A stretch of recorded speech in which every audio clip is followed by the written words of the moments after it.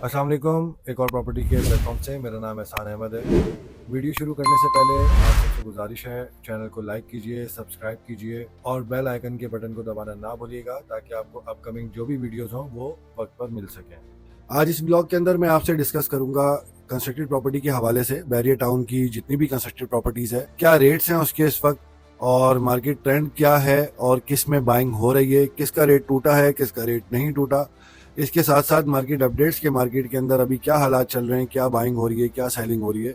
आज इन दो टॉपिक्स के ऊपर इंशाल्लाह बात करेंगे। तो सबसे पहले हम बात करते हैं कायद विला और इकबाल विला की, जो 200 गज के कायद विलास हैं और 150 गज के इकबाल विलास हैं। तो कायद विला तकरीबन आपको इस वक्त मिलता है 2 करोड़ 30 लाख रुपए से लेके 2 करोड़ 50 लाख रुपए। ये जनरल विला की मैं आपको बता रहा हूँ। और अगर कोई कैटेगरी विला है, जैसे कॉर्नर है, पार्क फेस है, चूंकि कॉर्नर्स के साथ extra land, huge extra land है, तो वो फिर ऊपर के रेट्स के अंदर कोट हो रहे होते हैं। 25-30 लाख रुपए का डिफरेंस आप रख सकते हैं इसके अंदर। कायद विला बहुत आबाद है, ऑक्यूपेंसी रेट बहुत अच्छा है यहाँ पे, मार्केट्स भी अवेलेबल हैं, गैलरिया भी अवेलेबल है, डेली रूटीन की चीजें वगैरह, मतलब पूरी मार्केट अवेलेबल है यहाँ, आपको किसी किस्म की कोई हर्डल नहीं आती। इसके साथ साथ इकबाल विला है। इकबाल विला तकरीबन आपको 1 करोड़ 70 लाख, 80 लाख, 1 करोड़ 90 लाख, ये लोकेशन के हिसाब से है। अगर कोई अवेलेबिलिटी है इसके अंदर, जैसे इकबाल कमर्शियल को फेस करते हुए 800 सीरीज के कुछ विलाज हैं, वो थोड़े सस्ते कोट हो रहे होते हैं, लेकिन अगर आप अंदर गली का कोई विला ले रहे होते हैं तो वो आपको महंगे कोट हो रहे होते हैं क्योंकि वो जनरल विलाज हैं। और अगर इधर ही आप कैटेगरी विलाज देखना चाहें तो वो तकरीबन 210, 220, 225, 230, ये मैं आपको रेट बता रहा हूँ कि अगर कैटेगरी विला है, कोई पार्क फेस है या पार्क के बराबर में है, कॉर्नर है, ह्यूज लैंड के साथ है, तो वो तकरीबन 220, 225 इसके आसपास, 230 के आसपास कोट हो रहा होता है। रेंटल इनकम भी बहुत अच्छा है इधर। कायद विला का रेंट तकरीबन 80,000 रुपए के आसपास है और इकबाल विला के अंदर 50,000 रुपए के आसपास का रेंट है। के साथ साथ अक्रॉस दी रोड अगर आप देखें तो प्रीसेंट 19 लगता है। प्रीसेंट 19 के अंदर 2 बेड, 3 बेड, 4 बेड की कैटेगरी है। 2 बेड अपार्टमेंट आपको तकरीबन मिलता है, अगर आप ग्राउंड का छठा फ्लोर देखेंगे तो 78 लाख रुपीज से लेके तकरीबन 87 लाख रुपीज तक आपको फ्लोर वाइज आपको मिलता है। फ्लोर जैसे फॉर एग्जांपल ग्राउंड फ्लोर है और छठा फ्लोर है तो ये तकरीबन आपको मिल जाता है 80 लाख रुपए के आसपास। और इसके साथ साथ अगर आप फर्स्ट फ्लोर से 5th फ्लोर तक देखें, 85 लाख, 86 लाख, 87 लाख रुपए के आसपास। कायद विला हो या ये प्रीसेंट 19 के अपार्टमेंट्स हो, मार्केट इम्पैक्ट इसके ऊपर इतना नहीं पड़ता, बहुत अच्छे रेट अपने रखता है, ये स्टेबल रहती है यहाँ की मार्केट, प्लस इसका रेंटल इनकम भी स्टेबल रहता है, इतनी ज्यादा जो है वो करेक्शन नहीं आती इसके अंदर। साथ साथ 3 बेड अपार्टमेंट अगर देखें तो वहाँ तकरीबन 55,000 रुपए के आसपास का रेंटल इनकम है। वहाँ पे लोग 60,000 रुपए की आस्किंग करते हैं लेकिन 55,000 रुपए तक मिल जाता है आपको रेंट के ऊपर। और सेल के ऊपर अगर आप देखें तो तकरीबन अगर आप ग्राउंड फ्लोर वगैरह देखेंगे तो वो 1 करोड़ 90-92 लाख रुपए के आसपास की कोटिंग होती है, मतलब इतने तक के अंदर आपको मिल जाता है। और 2 करोड़ के आसपास आपको first floor to 5th floor as per location आपको मिल जाता है। टावर 8 जो 4 बेड अपार्टमेंट है, लिमिटेड अपार्टमेंट है, एक ही टावर है 4 बेड का, उसका रेंटल इनकम तकरीबन 80,000 रुपए की आस्किंग करते हैं लेकिन 70-75 तक मेरे ख्याल से एक तो मिलता नहीं है वहाँ पे कोई भी चीज। और अगर कोई सेल के ऊपर आ रहा हो तो तकरीबन 270, 260 इसके आसपास की जो है वो इसकी मार्केट है इस वक्त। ये दोनों वो प्रीसेंट्स हैं, प्रीसेंट 2 और प्रीसेंट 19, जो अच्छे वक्तों में अच्छा रेट निकालते हैं, बहुत ज्यादा जंप नहीं आता इनके ऊपर लेकिन रेट बेहतर हो जाता है, मजबूत रहता है। और अगर मार्केट थोड़ी डाउन भी होती है, जैसे आजकल थोड़ी डाउन हुई है वापस ये नैब नोटिस के बाद, तो इसके ऊपर इतना इम्पैक्ट नहीं पड़ता। इसके अंदर अगर करेक्शन आएगी भी तो 1-2 लाख रुपए की इस टाइम में करेक्शन देख रहा हूँ, अदरवाइज कोई खास करेक्शन नहीं है, इसको करेक्शन नहीं कहेंगे। ये रेट बहुत मजबूत है प्रीसेंट 19 के अंदर भी और इकबाल विला, कायद विला के अंदर भी। फिर इसके साथ साथ देखते हैं प्रीसेंट 10B के जो विलाज हैं वो तकरीबन इस वक्त आपको मिल जाते हैं 180-85 के आसपास। ये जो मार्केट बेहतर हुई थी 190 से 2 करोड़ रुपए के आसपास गए थे, इसमें भी करेक्शन है 5-10 लाख रुपए की। इसमें भी चांस डील्स कुछ आई थी बीच में जो 172, 175, 1 करोड़ 75 लाख रुपए तक उसके अंदर ट्रेड हुआ था, लेकिन अभी आपको 180 से 185 के आसपास बहुत अच्छा विला मिल जाता है।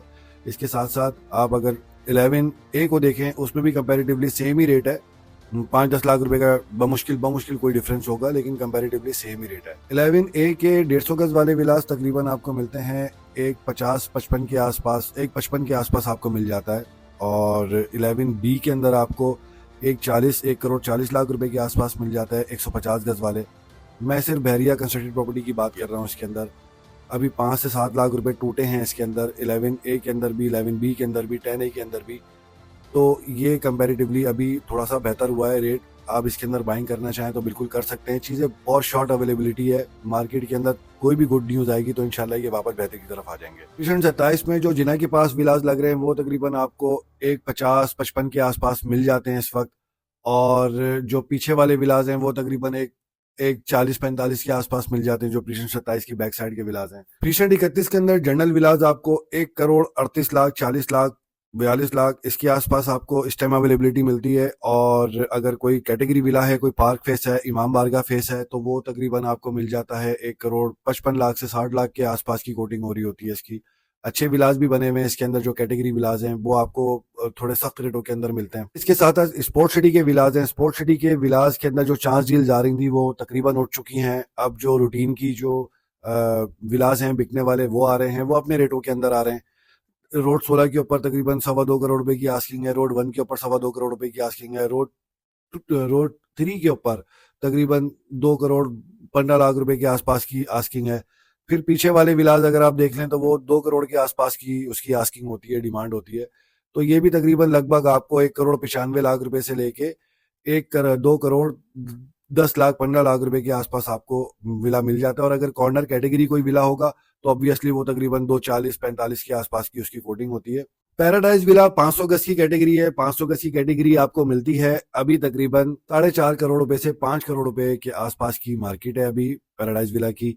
और यहाँ पर कैटेगरी विलास अगर लेने के लिए जाएंगे तो वो रोड 8 के ऊपर तकरीबन 5.5 करोड़ रुपए की आस्किंग होती है, क्योंकि वो डबल कैटेगरीज हैं कुछ विलास उसके अंदर, जो पार्क फेस भी है, वेस्ट ओपन भी है, रोड भी है। फिर इसके साथ साथ हम बहरिया हाइट्स की बात करेंगे तो बहरिया हाइट्स के अंदर इस वक्त जो रेट चल रहा है तकरीबन 1 करोड़ 10 लाख रुपए की आस्किंग हो रही होती है, जो पोजेशन वाला आउटर अपार्टमेंट है, जो पार्क को फेस नहीं कर रहा, रोड को फेस कर रहा है। और अगर कोई पार्क को फेस कर रहा है आउटर अपार्टमेंट बहरिया हाइट्स का, जैसे टावर ए है, जी है, बी है, एच है, तो ये तकरीबन 1 करोड़ 25 लाख रुपए 1 करोड़ 30 लाख रुपए की आस्किंग हो रही होती है इसकी। और अगर आपको कोई चांस डील चाहिए ग्राउंड फ्लोर की तो ग्राउंड फ्लोर आपको सस्ता मिल जाता है, मेरे ख्याल से 82-83 लाख रुपए तक का आपको ग्राउंड फ्लोर, या 81 लाख रुपए का आपको ग्राउंड फ्लोर विद की मिल जाता है बहरिया हाइट्स का।